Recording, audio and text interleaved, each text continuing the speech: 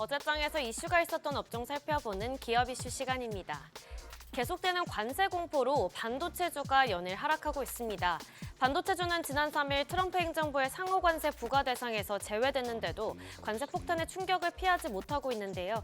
상호 관세에선 면제됐지만 IT 기기에 대한 관세가 면제되지 않았고 또 대부분의 세트 조립이 중국과 인도 등에서 이뤄지고 있어 결국 수요 측면에선 타격이 불가피하기 때문입니다. 또한 트럼프 대통령이 지난 4일 반도체 품목 관세 도입이 임박했다고 밝히면서 관세 부과에서 벗어난 것도 아니죠. 더불어서 트럼프 행정부의 고강도 상호 관세 조치에 반발한 중국이 34%의 맞불 관세를 부과하겠다고 밝히면서 관세 전쟁 격화 우려로 엔비디아 등 미국 기술주들이 급락했는데요. 이에 필라델피아 반도체 지수도 7% 넘게 급락하자 투자 심리가 얼어붙은 것으로 풀이됩니다. 반도체 대장주 삼성전자는 5.17%, SK하이닉스는 무려 10% 가까이 급락했습니다. 마감 상황 보면 에이펙트 14.53% 급락했고 IMT 13% 가까이 하락했고 DI는 12.08%, 로체 시스템즈 11.7%, 코미코도 11% 넘게 하락으로 마감했습니다. 잘 방어했던 2차 전지도 결국 관세 폭탄에 무너졌습니다.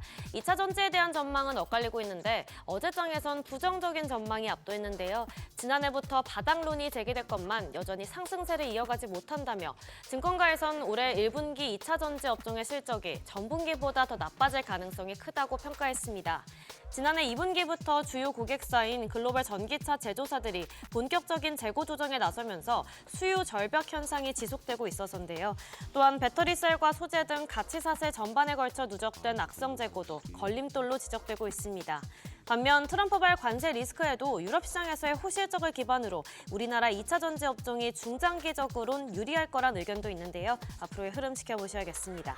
관련주 살펴보면 PI 15.81% 급락했고 대진첨단 소재와 미래컴퍼니 12% 넘게 하락했고요. 한빛레이저 11.79%, SKC도 11.41% 하락으로 마감했습니다.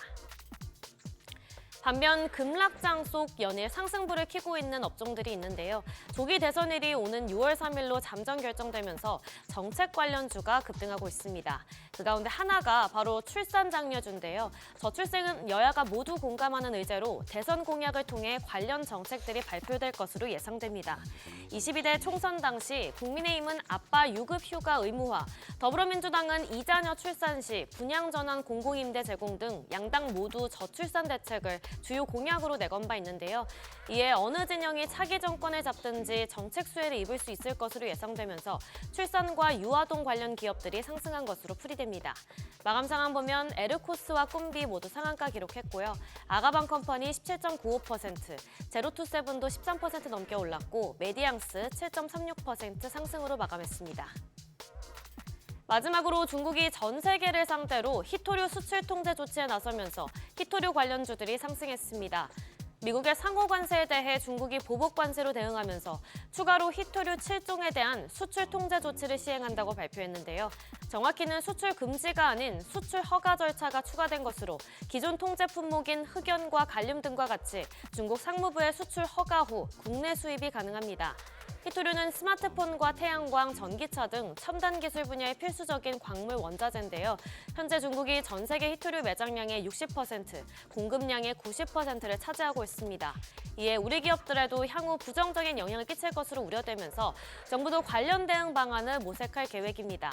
관련주 살펴보면 노바텍 17.27%, 유니온 11% 넘게 올랐고 유니온 머티리얼 4.68%, 티플렉스 2% 가까이 상승했고요. 세노텍도 1% 가까이 상승으로 마감했습니다. 지금까지 어제장 이슈 전해드렸습니다.